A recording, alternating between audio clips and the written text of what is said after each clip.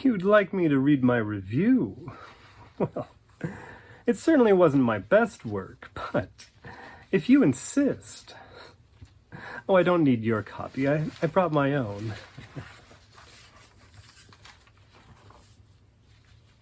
Are you ready? If I am. It is very difficult to review an artist's major debut when you already know so much about her. However, I must admit that I wasn't entirely sure which facts to believe about Celia Merode before visiting her first show at the Bowman Gallery. As the reader has heard too many times to count, the American Family Association and the Christian Coalition consider Merode's work to be the creation of no less than Satan himself. The tabloids and late-night hosts have likely increased museum attendance across the country on the promise of full frontal nudity. The chairman of the National Endowment for the Arts seems to believe he'll lose his job if he funds her latest work. But what about that mysterious work that was defunded in 1990? I can assure the AFA and Johnny Carson and the NEA that there is no nudity in this debut. In fact, if this show is the work of the devil himself, I might be a willing convert to Satanism very soon. Well, that is actually pretty good, isn't it? When entering the Bowman, the visitor is immediately confronted by a large black drape. 4 flaps are cut into the curtain, allowing visitors a choice between the proverbial doors number 1, 2, 3, or 4. I must admit, knowing what I knew prior to visiting the exhibition, I had the thrill of wondering if I might be entering a titillating peep show.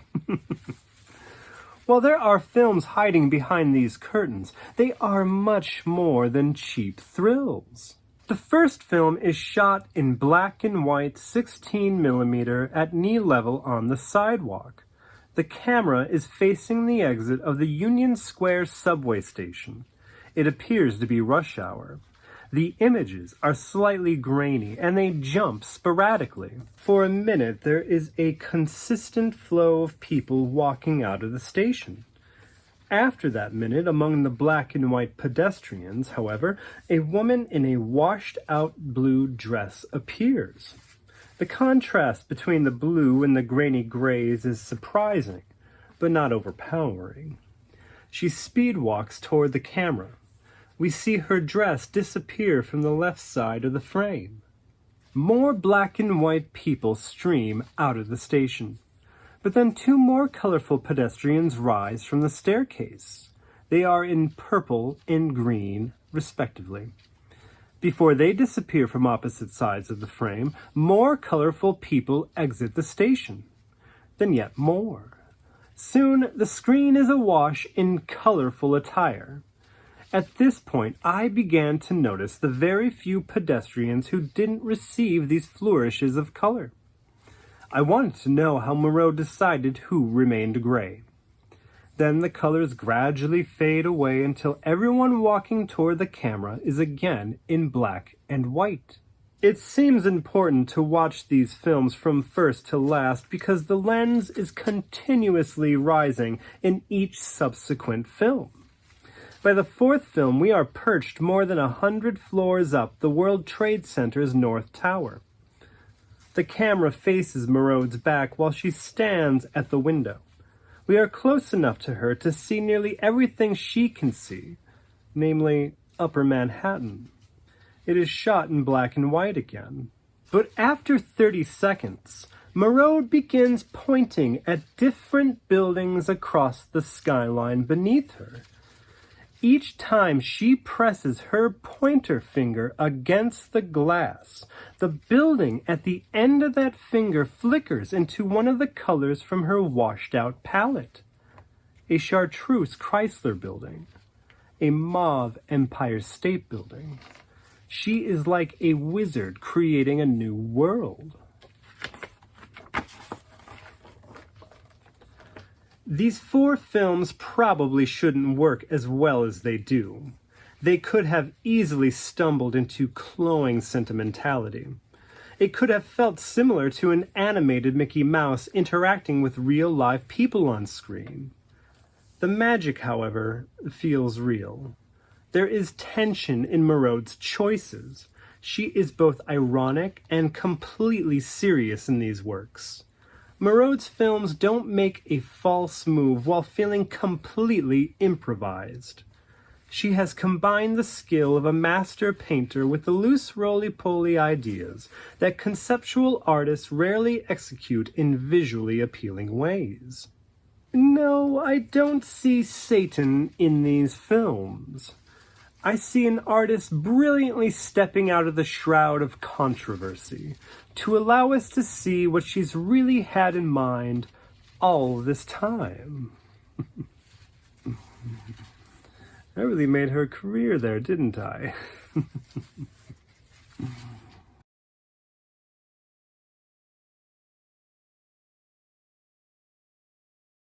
When I take collectors downstairs to see the newest work, or when I chat them up at dinner, or, woof, when I take them golfing at Shinnecock Hills in Southampton, I am always spinning a yarn about the artist.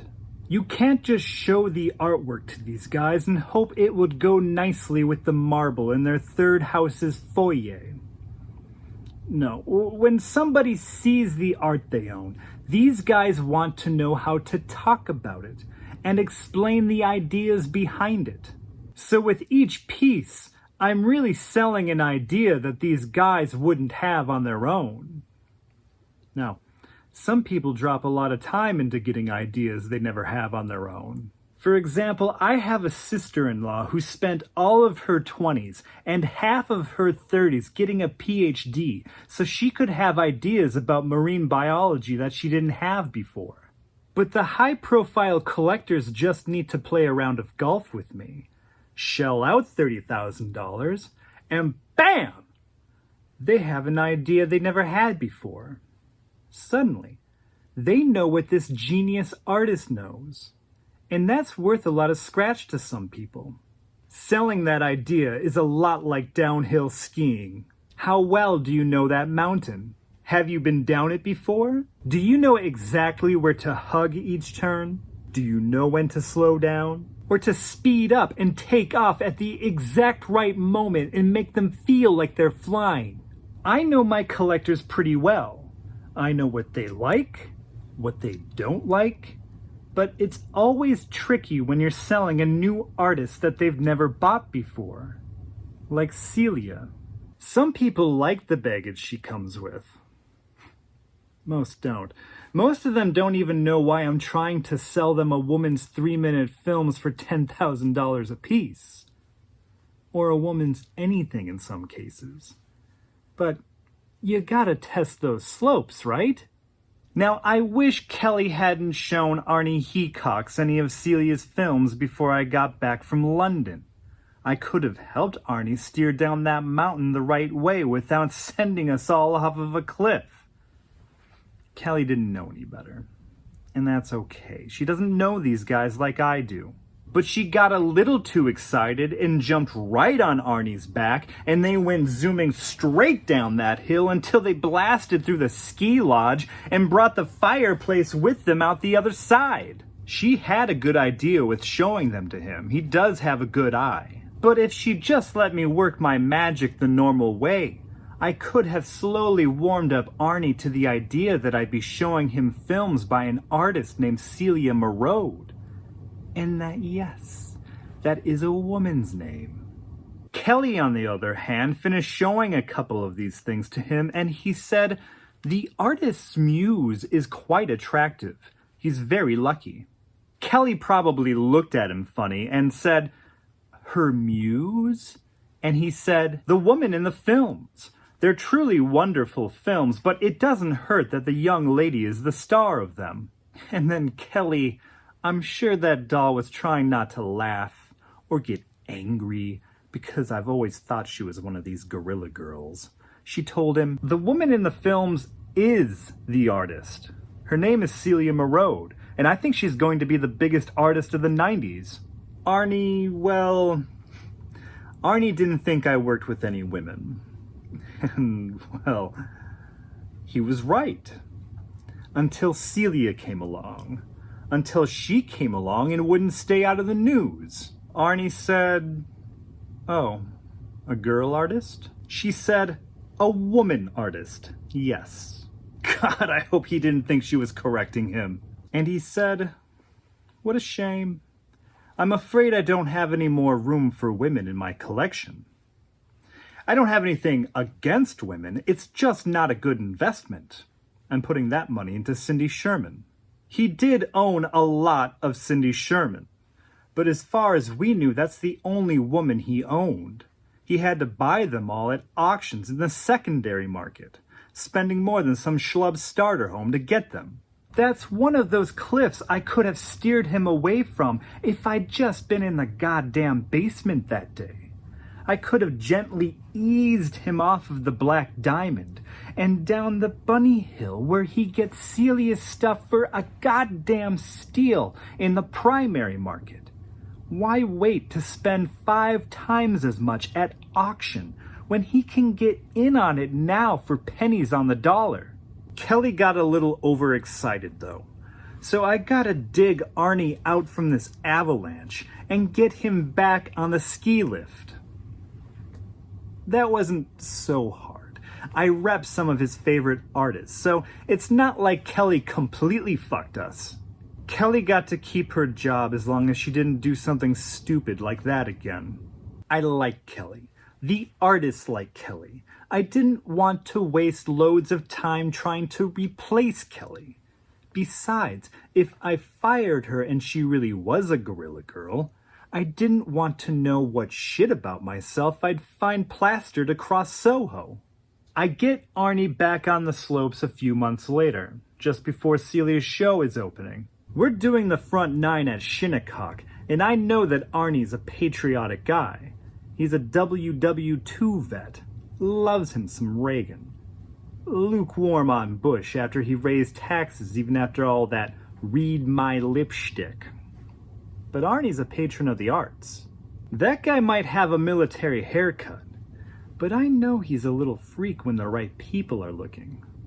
You know, half the guys on the golf course are smoking stogies, but Arnie's making me schedule the first tea time of the day so that we can smoke a J without too many people around. He didn't like this NEA mess that Bush was wrapped up in. Now, Arnie's seen some shit. Nazis burning books and whatnot. He's not offended by much, but he's offended by people who say you can't say that. So I egged him on a little bit. Riled him up about Jesse Helms and Pat Robertson and all these guys who think everything outside of the King James is pornographic. While he drove the golf cart along the fairway, I said, "You know, one of my artist's NEA grants was turned down because of this brouhaha." He said, "Christ, really? Who? Was it Eagleheart?" "Celia Merode." He said, "Celia Merode?" "Celia Merode, the one Kelly showed me, the film girl. That's the one." He just said, "Interesting." But he sure didn't sound interested. He didn't say anything after that. He just kept driving the cart toward the green. I needed a guy like Arnie Hecox to buy one of these films. Sure, I could have gotten some nobody to buy her films, but then they'd just disappear. They'd never end up in a major institution. I needed a guy like Arnie, a guy who bankrolls places like the Whitney with his fund's charity. And then everyone would know that Celia was the new game in town. Maybe she'd get into the Whitney Biennial. Maybe the Venice Biennale people would notice her. Oh, yeah, I mean, these might be artists, but they still gotta work their way up the chain like any yuppie schmuck desk jockey.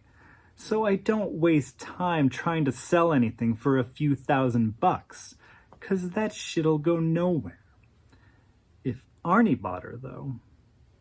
It could turn into a feeding frenzy. We stepped out of the cart and pulled out our wedges. I said, "You really liked her films, I heard." He said, "They were beautiful, like stepping into Oz." I said, "You know, we're still looking for a patron who will introduce her work to the Whitney." Patrick. That's how I know something bad's coming. He just says my name and pauses for a long time. He chipped the ball onto the green. He said, "I'd love to help, but I'm just not that interested in buying films. Have you seen museums try to show these things? You always need to awkwardly squeeze through a dirty curtain, and then there's people loitering around in there, barely watching the thing. How many times have you walked into a film like that and just walked out after 10 seconds? It'll never add up to anything." I wasn't going to argue with him. It was a long morning on the course. I racked up a lot of double bogeys to keep him in the lead. But by the time we got back to the clubhouse, we came to a deal. If he bought one of Celia's films for $15,000, then I'd give him first pick on the next set of Eagle Heart sculptures. And, well, I'd give him a massive discount on it too. We need to turn these artists into geniuses somehow.